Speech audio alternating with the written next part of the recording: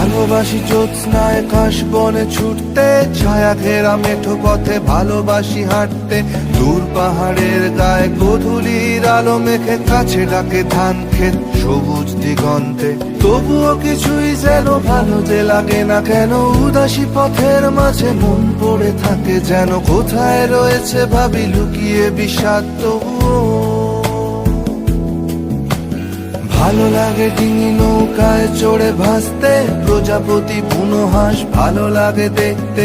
জানলার কোণে বসে উদাসী বিকেল দেখে, ভালোবাসি এক মনে কবিতা পড়তে।